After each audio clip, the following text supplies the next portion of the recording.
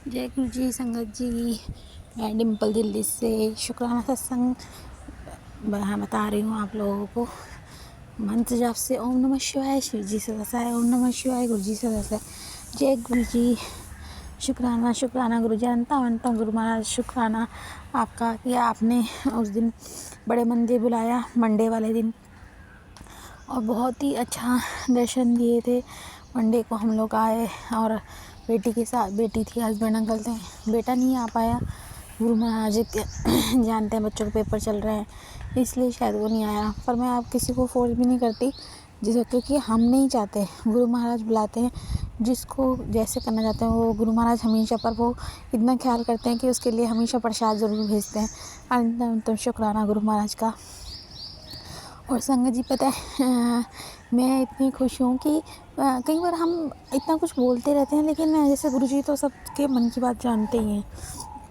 मैं हमेशा सोचती थी कि सबको ब्लेसिंग मिलती है बड़े मंदिर में, सब लोग बताते हैं, क्योंकि हम लोग सबने ही सुना है, सत्संग में हम लोग सुनते हैं कि वहाँ बड़े मंदिर गए हैं तो लोग जो है सबको कोई ना कोई ब्लेसिंग मिलती है वहाँ पे।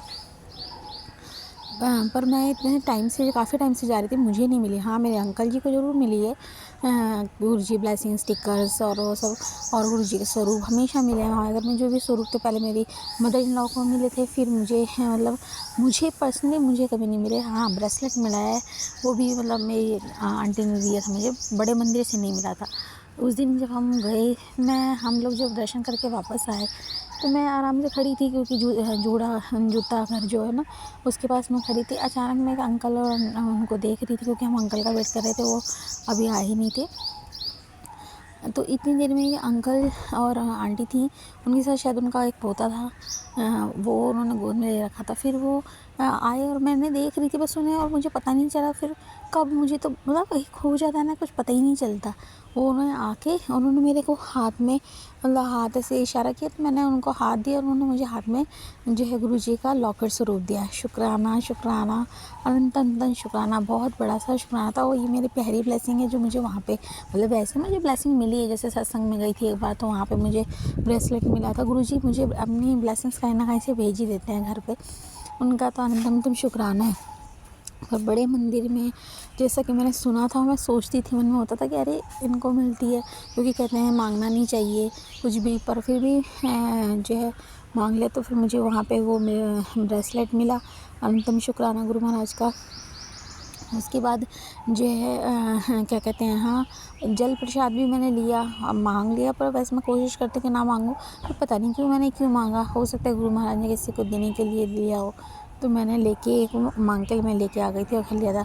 उसका अंत शुक्राना, बड़े मंदिर बुलाने का शुक्राना, अपनी असीम कृपा बुलाने का। पता नहीं कितने कितने कष्ट काट रहे हैं गुरु महाराज, क्योंकि इतने सारे सत्संग आते रहते हैं, कोलेस्ट्रॉल बढ़ा हुआ है और क्या से आते, सर्जरी हो सकती है, हार्ट में प्रॉब्लम हो सकती है, बहुत सारे नसों की ब्लॉकेज है। गुरु जी ने उन्होंने काढ़े वाढ़े भी मुझे बताए हैं, नहीं कि वो बीच बीच में मैं कभी भूल जाती हूँ, फिर वो मुझे बताते हैं। गुरु जी ने मुझे चावल, चीनी और चुगली से परहेज़ करने को कहा है कि ये सब चीज़ें ना कर। तो मैं कोशिश तो बहुत करती हूँ, क्योंकि मेरा मीठा, गुरु जी भी जानते हैं कि मुझे मीठा बहुत पसंद है।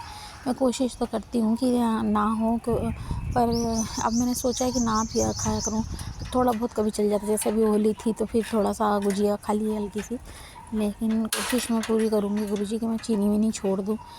हमारी हेल्थ ब्लेस करने के लिए ही है। और गुरु जी ने मुझे ये भी कहा था संगत जी कि अपना पूरा सत्संग शेयर कर। तो मेरी जर्नी आज मैं वो भी शेयर करती हूँ आप लोगों के साथ कि मैं असल में क्या है, मेरी जर्नी क्या थी। हमारे बाबा लाल जी जो है मेरे अनमेरिड से, हमारे गुरु महाराज बाबा लाल जी ध्यानपुर वाले थे, उनसे मैंने नामदान ले रखा था। फिर ससुराल में आई तो मेरी मदर इन लॉ हैं, जिनको उनकी सिस्टर के यहाँ सत्संग पे इन्विटेशन आया था, तो वो वहाँ पे गई थी। मैं पहले नहीं गई थी, पर मेरी मदर इन लॉ गई, वहाँ से उन्हें स्वरूप मिला। तो गुरु महाराज अपने आप ही सब कुछ करते रहते हैं, जहाँ आना चाहते हैं। तो मेरे मदर इन लॉ के थ्रू गुरु जी हमारे घर आए, अनंतम शुक्राना। उस टाइम क्योंकि मेरी ज़्यादा उनके साथ कनेक्टिविटी नहीं थी, होता है क्योंकि गुरु जी मतलब हमारे तो बाबा लाल जी थे, मैंने नाम उनसे ले रखा था।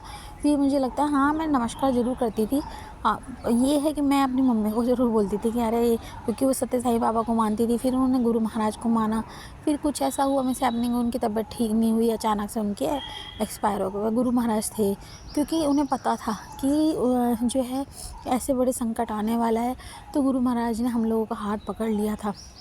फिर क्या हुआ कि क्योंकि हम लोग जानते थे, मैं अपनी मदर इन लॉ जब वो थे तो हम लोग उनके साथ बड़े मंदिर भी एक बार आए, वहाँ लंगर प्रसाद किया। तो अब लंगर प्रसाद का मैं आपको सत्संग सुनाती हूँ कि हमेशा ही कहते हैं लंगर प्रसाद पूरा खाना चाहिए, जितना दिया है उतना खाना चाहिए है संगत जी। तो हम वहाँ पे, मैं, मेरी बेटी और जैसा मैं समझती हूँ, मदर इन लॉ थी और मेरी छोटी सी बेटी थी, 2.5-3 साल की होगी। वहाँ पे उन्होंने प्रसाद दिया और हमें ये बिल्कुल पता नहीं था कि वहाँ क्या नियम होता है, क्या कि पूरा फिनिश करना होता है। तो मुझे बड़ा अजीब लगा कि ये सब चीज़ के लिए बोल रहे हैं, चाय भी मतलब चाय भी पूरी फिनिश करो, क्योंकि हम लोगों का ऐसा होता है कि चाय थोड़ी सी जैसे होता है ना कि थोड़ी सी गिलास में छोड़नी है, ये एटिकेट्स के हिसाब से। हमें क्या पता था कि वो तो चाय कोई वो नहीं है, वो तो अमृत है। उस टाइम मुझे नहीं पता था। तो फिर मैं गई वहाँ पर, उन्होंने चाय दिया तो मुझे कुछ अजीब लगा, रही क्यों ज़बरदस्ती कर रहा है, पूरा जल पियो ये। तो फिर उन्होंने लंगर प्रसाद दिया, तो हमने लंगर प्रसाद खाया सबने। तो मेरी बेटी है ना, उसने मुंह में खाया और क्योंकि वो बहुत छोटी सी थी, उसे मिर्च लगी, पता नहीं क्या हुआ, मिर्च लगी, उसने मुँह में से निकाल दिया। अब उसने मुँह से निकाल दिया तो हमने साइड में रख दिया। तो जो है सेवादार अंकल ने कहा कि आप ये खा लो। अब मैं मुँह से निकला हुआ चबाया हुआ कैसे खाए हैं, तो उन्होंने कहा कोई बात नहीं, आप ही की बेटी का खा लो। पर अब उस टाइम हमें ये नहीं पता था कि वो हुक्म हमें ज़रूर लेना चाहिए था। पर जो है जैसा हुआ, फिर मैंने उनकी बात कुछ नहीं कहा। मैंने उनसे बोला कि कैसे खा लूँ। हाँ, मुझे गुस्सा बहुत आया था कि मैं झूठा कैसे खाऊँ, क्योंकि संगत जी मैं अनमेरिड थी, तो मैं कभी भी किसी का झूठा खाती ही नहीं थी। और मुँह से निकला हो चाहे वो अपनी बेटी का ही हो, नहीं खाया जा रहा था मुझसे। मैं कहा, और हमें नहीं पता था कि मेडिसिन है, तो पर मैंने नहीं खाया और हाथ में पकड़ के लेके चली गई कि चलो ठीक है, मैं हाथ में डाल के ले जाती हूँ और वहाँ जाके बाहर फेंक दूँगी। और यही मेरी, जहाँ मुझे लगता है कि यही मेरी गलती थी कि अगर काश मैंने खा लिया होता, तो मेरे बाद में अचानक जो मेरी तबीयत ख़राब हुई थी ना, वो उसी का शायद इलाज था। क्योंकि 5 साल फिर मैंने जो है टीबी की दवाइयाँ, ट्यूबरक्लोसिस हो गया था मेरे ब्रेन में, क्लॉट्स बन गए थे, उसकी मैंने इलाज कराया था। पता नहीं गुरु महाराज उसी से मुझे बचाना चाहते थे, क्योंकि अचानक फिर मेरी मदर इन लॉ एक्सपायर हो गई। वो थोड़े दिनों बाद, वो क्योंकि हम लोगों ने ये सब चीज़ें देखी नहीं हुई थी कि क्या करते हैं, और कुछ ऐसी सिचुएशन हो गई थी कि सब लोग ना एक हो जाता ना, क्योंकि हाँ, मेरे अंकल ही अकेले बेटे हैं और उनकी 2 बहनें हैं। तो कुछ अजीब सा माहौल हो गया था, अचानक मदर इन लॉ चली गई, सब बोले कैसे हो सकता है तुम, मतलब होता है ना, आम आपने सुना ही होगा कि ब्लेम जैसा लगने लग गया कि आप लोग लेके नहीं गए, आपने ध्यान नहीं रखा, जो भी है। मतलब बाद में पता चला कि उनको प्रॉब्लम थी, उन्होंने अपने भाई को बताया था। पर अब जब बंदा चला जाए तो फिर कुछ भी पता चले तो कोई फ़ायदा नहीं होता। फिर उस सिचुएशन से या जो होना हो, तो पर गुरु महाराज जानते थे मेरी तबीयत ख़राब होगी, पर उन्होंने मेरा हाथ थामा संगत जी। फिर उन्होंने, और मुझे ये दुविधा रहती थी कि मेरे बाबा लाल जी हैं, तो मैं और किसी को, मतलब हाँ ठीक है, हम वहाँ गए थे, अच्छा लगा था बहुत, पर इतना ज़्यादा कनेक्शन नहीं हुआ था मेरा उनसे। फिर क्या हुआ, फिर मुझे ऐसे 5 साल तक मेरे को ट्यूबरक्लोसिस की प्रॉब्लम हो गई, इतने फिट्स पड़ते थे। तो गुरु महाराज ने एक दिन, मतलब मेरी इतनी ज़्यादा तबीयत ख़राब थी, मेरे छोटे बच्चे थे, 2.5 साल की, फिर 3-4 साल की बेटी हो गई थी और छोटा सा बेटा था हैं। तो वो पढ़ने लगे, हालत इतनी ख़राब कि जान पे आ जाती थी। एक बार मेरी इतनी तबीयत ख़राब हुई, तब मेरे गुरु महाराज ने दर्शन दिए। तब से मुझे लगा कि अरे, इन्होंने तो कितना ख्याल किया, मैं तो इन्हें मानती भी नहीं हैं, और ये मेरे पास रहे। संगत जी मैं बता नहीं सकती क्या मेरा हाल था। फिट्स पड़ते थे तो मुंह टेढ़ा हो जाता था, बहुत अजीब से, सोचने में भी अब डर लगता है। भगवान ना करे कभी किसी को ऐसा हो, किसी को भी ऐसा हो, ना करे। तो फिर उन्होंने क्या मुझसे, वो मेरे पास सारी रात बैठे थे। मेरे को तो शायद उन्होंने जीवन ही ब्लेस किया था, उन्होंने जीवन ब्लेस किया था। फिर जो है पूरी रात हुए, मुझे ऐसे लगा कि सुबह कोई उठ के चला गया। जब मुझे होश आया, पूरी रात वो मेरे पास बैठे रहे जब तक मेरी तबीयत ठीक नहीं थी। उसके बाद वो चले गए, अपना शॉल ऐसे रख के कि परछाई, जैसे उस टाइम में मुझे ये लगा कि कोई परछाई सी चली गई है मेरे साथ। तो उन्होंने मुझे इस तरह से ब्लेस किया, मतलब शुक्राना। इसलिए गुरु महाराज कहते संग कि हमेशा लंगर प्रसाद पूरा खाना चाहिए। जय गुरु जी, शुक्राना गुरु जी। उसके बाद गुरु महाराज, फिर मेरे पापा एक्सपायर हो गए। उसके बाद तो उन्होंने मुझे ऐसा हाथ पकड़ा है, तब से मेरा कनेक्शन 2018 से ज़्यादा हो गया गुरु महाराज की कृपा से। फिर वो, क्योंकि मैं इतनी ज़्यादा प्रॉब्लम में थी, फिर उन्होंने मेरा साथ दिया, क्योंकि मैं अपने पापा से बहुत कनेक्ट थी। तो उन्होंने बोला कि तेरे पापा, वो मेरे पापा बन के मेरे साथ रहते हैं आज भी। वो मुझे जैसे मेरे पापा मेरा ख्याल रखते थे ना, उससे ज़्यादा वो मेरा ख्याल रखते हैं। तो रो मत, मुझे रोने नहीं देते। मैं तेरे साथ हूँ, अनंतम अंतम शुक्राना, हर पल सहाय रहने का अनंतम शुक्राना। ये मेरी जर्नी थी। और अब हर पल, कभी बटरफ्लाई रूम में, कभी 777 के रूप में, हमेशा मेरे साथ देते हैं। अनंतम अंतम शुक्राना। अब मैं यहीं पे विराम देती हूँ अपना सत्संग का, और भी बहुत सारे हैं पर अभी मैं यही करती हूँ। फिर और आगे और सुनाऊँगी अपनी जर्नी। ओम नमः शिवाय। शिव जी सदा सहाय। ओम नमः शिवाय। गुरु जी सदा सहाय। जय गुरु जी। कोई भूल हो गई तो संगत जी माफ़ कर देना। जय गुरु जी। जय गुरु जी। अब हम दिव्य आभा जो है गुरु जी की ब्लेस बुक है, उसमें जो ओल्ड संगत के सत्संग उसमें शेयर हो रखे हैं, अब हम वो पढ़ेंगे गुरु महाराज की आज्ञा लेके। आप ध्यान से सुनिएगा, उसमें आपके बहुत सारे सवालों के जवाब मिलेंगे। जय गुरु जी, शुक्राना गुरु जी। जय गुरु जी। आज हम अरुण सिंगला अंकल का सत्संग पढ़ेंगे, गुरु अनुकंपा संपूर्ण परिवार पर। कैसे गुरु जी की उनके पूरे परिवार पर अपनी कृपा दृष्टि दिखाई सिंगला अंकल के ऊपर, इसको बारे में हम पढ़ेंगे। इस ग्रह पर सबसे कठिन कार्य गुरु जी के साथ अपने अनुभवों को शब्दों में पिरोना है। उनको देखने या मिलने का कोई पर्याय नहीं है, उसके पश्चात ही आपको अनुभव होता है कि वह कौन है और उनकी कितनी अभूतपूर्व प्रतिभाएं हैं। परंतु उनके दर्शन सरल नहीं है, वह तो उनके नियत करने पर ही संभव है। अनेक बार उनके दर्शन करने जय गुरु जी। की बनाई संगत जी, योजनाएं सफल नहीं हो पाती थी। यही इसके विपरीत शुक्राना यदि वह सत्संग है। चाहें ओम नमः तो शांति जी वह का बहुत ही आपको अच्छा कहीं पे भी बुला शुक्राना सकते हैं। सत्संग है। मुझे आप ध्यान से दोनों ही सुनिएगा अनुभव संगत हुए जी। हैं अगर गुरु आपको जी भी का अपना भक्त कोई बनने सत्संग के शेयर करना कुछ हो दिन तो उपरांत ही मैंने डिस्क्रिप्शन में अपनी लिंक अनुभूतियों और को फ़ोन अपने नंबर्स दिए हुए हैं। आप मित्रों भी से अपना उल्लेख सत्संग किया, शेयर कर सकते जिनके हैं, साथ में क्योंकि गुरु प्रतिदिन जी अठारह कहते से हैं 20 घंटे बिताया करता सत्संग था। सुनने उन वाले का और सबको यह करने वाले सुनकर दोनों बहुत का ही भला अचंभा हुआ होता और है। उन्होंने गुरुजी से मिलने गुरु की जी आकांक्षा ये व्यक्त की। सत्संग सुनवा के उनकी ही इच्छा हमारे के कितने अनुरूप और कष्टों मेरी ऐसे ही उनको काट गुरुजी के लेते हैं। दर्शन अंतिम कराने अंतिम की चाहत शुक्राना किसी गुरु जी न की किसी महिमा अपरंपार है। कारणवश 6 माह जय तक गुरु जी। टलती रही। शुक्राना गुरु वह जी। आप भी दर्शन अपना सत्संग शेयर कर सकते करने में हैं। असमर्थ है। अंततः जब यह जय संभव गुरु हुआ जी। तो अपने जीवन के हर पृष्ठ पर गुरुजी की दया पाकर वह अति कृतार्थ हुए। अंततः गुरुजी ही अपने पास बुलाते हैं।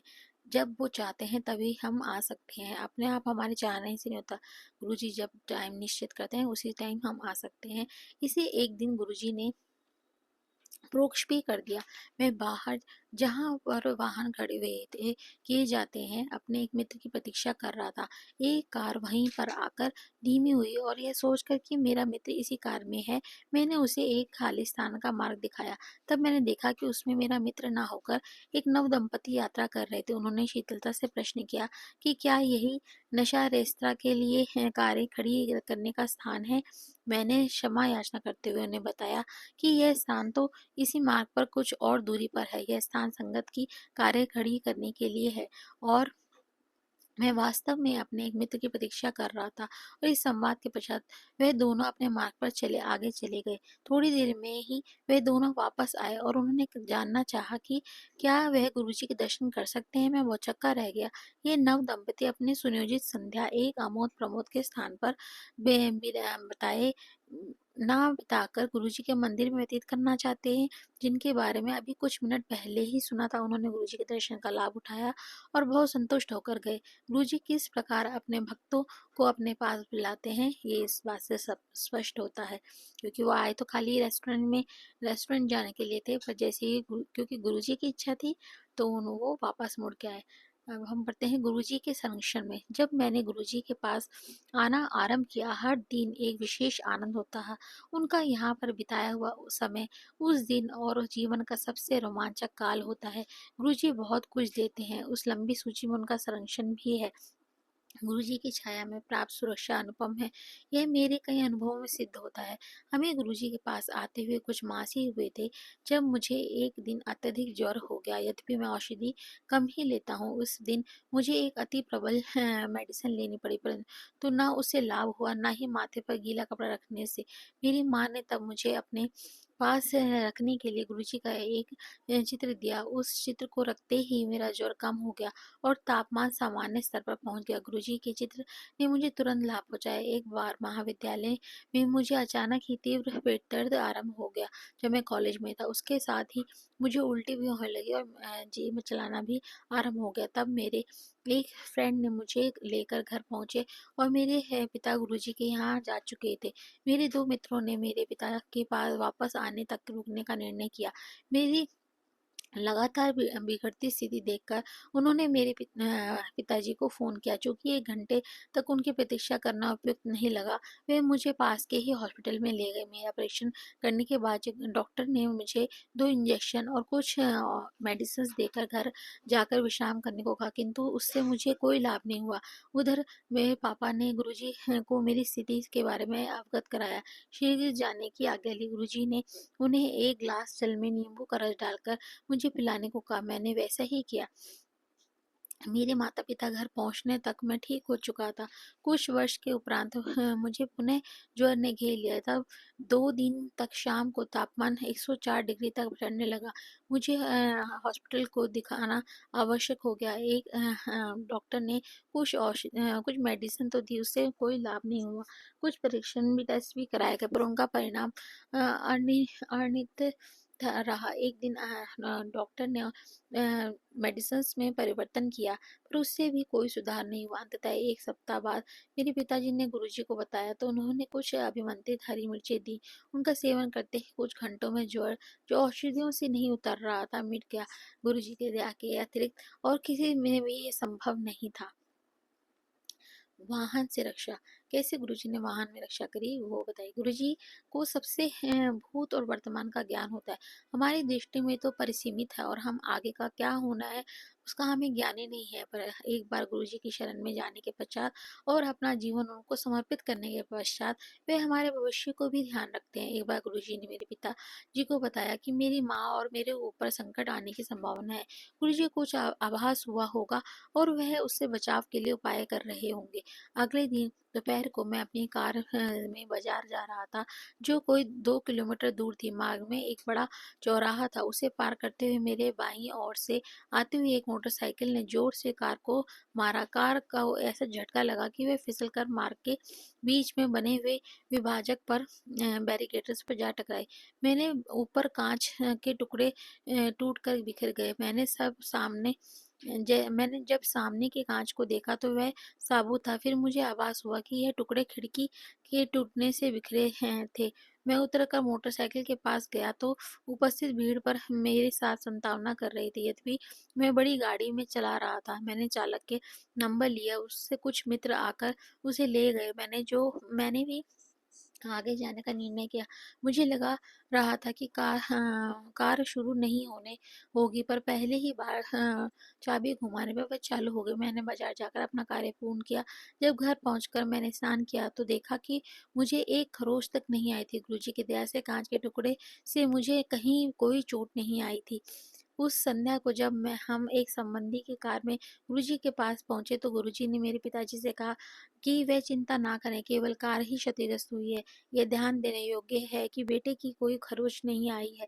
कार को देखकर कोई विश्वास नहीं कर सकता कि उसके चालक को कोई चोट नहीं आई। कार को बहुत अधिक नुकसान हुआ था। उसका पूरा बायां हिस्सा बदलना पड़ा था और उसको ठीक होने में 1 सप्ताह का समय लग गया था।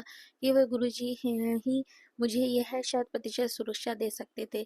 शीत ऋतु में एक संध्या को गुरुजी के यहाँ जाते हुए जब मैं कार चला रहा था, अचानक ब्रेकों ने काम करना बंद कर दिया। यदि यह नोएडा से दिल्ली जाते हुए वह व्यस्त यातायात में हुआ होता तो निश्चित ही घातक होता। यह घटना एक लाल बत्ती पर हुई, जब कार बहुत धीमी थी। आगे मार्ग पर आने के बाद हम ना तो वापस जाकर कोई और व्यवस्था करने की स्थिति में थे, ना ही आगे बढ़ सकते थे। उस समय शाम के 7:30 बज रहे थे। अंधेरा हो रहा था। ठंडा मौसम होने के कारण किसी मैकेनिक के मिलने की आशा भी बहुत कम थी। परंतु हमें एक मिस्त्री मिल गया और जो घर जाने वाला ही था और उसने सहायता भी करी। कार की बैटरी से बत्ती लगाकर वह कोई आधा घंटे तक दोष ढूंढने का विफल प्रयास करता रहा। अंत में मेरी बहन आरती ने गुरुजी से विनती करी जिससे हमें उनके दर्शन में और देर न हो सके। ठीक उसी समय कार के दोष का पता चल गया। शीघ्र ही कार ठीक हो गई और हम गुरुजी के दर्शन की राह पर चल पड़े। जब हमने गुरुजी के दर्शन के लिए जाना आरंभ किया तब मैं कार चलाना सीख रहा था, पर कभी भी नोएडा की सीमा को पार नहीं किया था। अंततः मेरे पिता दोनों दिशाओं में कार चलाते थे। यह नोएडा और दिल्ली के यातायात में एक दिशा से 20 किलोमीटर से अधिक का मार्ग था, जिसको उसको एक बार कार्यवश चंडीगढ़ जाना पड़ा और हमारे पास उनके वापस आने तक गुरुजी के पास जाने का कोई विकल्प नहीं था। मैं हिचक रहा था, पर माँ और बहन के प्रोत्साहन पर जब मैंने पिताजी से अगले दिन गुरुजी के पास कार में जाने की आज्ञा मांगी, तो उन्होंने तुरंत हामी भर दी। अगले दिन जब मैं माँ और बहन के साथ कार निकाल रहा था, तो हमें जहाँ बहन बैठी हुई थी अचानक गुरुजी की उपस्थिति का आभास हुआ। उस दिन जब मैं कार चलाता रहा, गुरुजी की उपस्थिति बनी रही। लौटते हुए भी यही हुआ। जैसे ही कार को घर पर खड़ा किया, उनकी सुगंध लुप्त हो गई। गुरुजी अपने भक्तों को इतना ध्यान रखते हैं, उनके पास जाते हैं। उनकी उपस्थिति न केवल उनकी दया और स्नेह का सूचक है, उन्होंने हमारी रक्षा भी करी और मेरी उत्साहना भी करी, मतलब उत्साहवर्धन भी किया। मुझे महाविद्यालय में प्रवेश। जब हमने गुरुजी के पास आना आरंभ किया, मैं 10वीं कक्षा में था। मैंने 12वीं कक्षा विज्ञान विषयों के साथ करी थी। विचार यह था कि एक वर्ष में यांत्रिक विद्यालयों की प्रवेश परीक्षा के लिए अध्ययन करूंगा। साथ ही मैंने दिल्ली विश्वविद्यालय स्नातक पाठ्यक्रम में भी प्रवेश पा लिया था। उस समय मैंने कुछ परीक्षाओं में अनुभव हेतु बिना पढ़े प्रयत्न भी किया। परिणाम उस स्तर में के नहीं थे कि मुझे नोएडा या आसपास के विद्यालयों में प्रवेश मिल सके। मैं घर से दूर रहकर नहीं पढ़ना चाहता था। कुछ विद्यालयों में संपर्क स्थापित करने पर उन्होंने प्रवासी भारतीय छात्रों वाले स्थान लेने का सुझाव दिया, जिनके लिए अत्यधिक व्यय करना पड़ता। अतः मैंने 1 साल अध्ययन कर तैयारी करने का निश्चय किया। कुछ माह व्यतीत हो जा चुके थे। चूंकि कुछ स्थान अभी भी रिक्त थे, उत्तर प्रदेश के छात्रों के लिए विशेष प्रवेश परीक्षाएं हुई, परंतु उसमें भी वहीं प्रवासी भारतीय छात्रों वाली कथा दोहराई जा रही थी। एक दिन गुरुजी ने मेरे पिताजी को बुलाया और कहा कि तुम्हारे पुत्र को प्रवेश मिल गया है, प्रसन्न रहो। मेरे पिता को इस कथन का अर्थ समझ में न आने पर भी उन्होंने गुरुजी का धन्यवाद किया और घर आ गए। अगले दिन मेरे पिता ने मेरे विद्यालय से घर लौटकर मुझसे पूछा कि क्या मैं ग्रेटर नोएडा में एक यांत्रिक ही महाविद्यालय में पढ़ना चाहूँगा। उस दिन तिथि 14 नवंबर थी और प्रवेश 10 नवंबर को बंद हो चुके थे। भाव विभोर होकर मैंने तुरंत हामी भर दी। मैं अपने पिताजी के साथ उस महाविद्यालय के कार्यालय में गया और समस्त कागज पत्र भी दिए। मुझे अगले दिन से कक्षा में आने के लिए कहा गया। वापस घर आते हुए मेरे पिताजी ने पूरा वृतांत सुनाया। कैसे प्रातः उनके एक मित्र ने उन्हें फ़ोन करके तुरंत महाविद्यालय के कार्यालय में बुलाया। जब मेरे पिताजी वहाँ गए तो उनसे एक प्रपत्र भरवा कर गुजरी हुई तिथि को चेक देने का कहा गया। कुल राशि मात्र 24,000 रुपये थी, जिसमें से 19,000 रुपये की फीस थी। शेष लौटाई जाने वाली सुरक्षा राशि के लिए थे। उस स्थान पर सबसे कम व्यय था और हमें घर में बुलाकर प्रवेश दिया गया। तब मेरे पिताजी को गुरुजी के कथन का अर्थ समझ आया। ऐसे हैं गुरुजी की माया। मित्रों पर गुरुजी की अनुकंपा। कैसे गुरुजी ने उनके फ्रेंड्स पे भी अनुकंपा की। प्रत्येक व्यक्ति जो गुरुजी के पास आता है, उसे गुरुजी को अनुकंपा किसी रूप में अवश्य प्राप्त होती है। आशीष, योगेश और मुकेश मेरे अच्छे मित्र हो गए थे। कुछ प्रारंभिक बाधाओं के पश्चात उनको गुरुजी के दर्शन हुए, उनके चरण कमलों में स्थान मिला और कुछ अद्भुत अनुभूतियां भी हुई। हमारे महाविद्यालय में छमाही सत्र होते थे। अनुत्तीर्ण होने पर 1 वर्ष के अंतराल पर पुनः उस सत्र की परीक्षा दी सकते थे, परंतु यदि उत्तीर्ण होने के लिए 10 अंकों तक की आवश्यकता होती है, वह दे दिए जाते हैं। योगेश के 11 नंबर कम थे, अतः नियमानुसार उसे 1 वर्ष की हानि होती। 1 माह में उसे बहुत परेशान रहना पड़ा, क्योंकि उसे अगली कक्षा में आने की अनुमति नहीं मिली। एक दिन उसने गुरुजी से सहायता के लिए प्रार्थना की और ऐसा करते वह सो गया। जब वह सोकर उठा तो वह अपने स्वप्न को लेकर प्रसन्नचित्त पर असमंजस में था। उस समय उसने हमें कुछ नहीं बताया।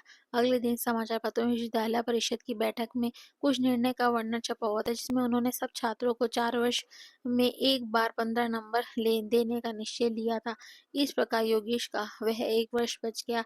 तब उसने उस स्वप्न की चर्चा की। स्वप्न में उसकी माँ उसे गुरुजी के पास ले गई और योगेश को अशांति में से अवगत किया। गुरुजी ने उसको चिंता मुक्त रहने का कहा। वह स्वर्ण परिषद की बैठक में कुछ देर पहले ही आया था। उसके पश्चात बैठक में निर्णय निश्चित ही गुरुजी के हस्तक्षेप से लिया गया था। प्रति सत्र में परीक्षाओं से पूर्व हम गुरुजी के दर्शन की अभिलाषा रखते थे। मैं अपने परिवार के कारण उनके दर्शन सरलता से कर लेता था, परंतु मेरे जो फ्रेंड्स थे उनके दर्शन के लिए विशेष प्रयास करना पड़ता था। आशीष पर गुरुजी के दर्शन से विशेष प्रभाव होता था। दर्शन के उपरांत वह अपने सब विषयों में उत्तीर्ण हो जाता था। यदि दर्शन नहीं हो पाते तो वह एक या उससे अधिक विषयों में रह जाता था और उसके पुनः परीक्षा देनी पड़ती थी।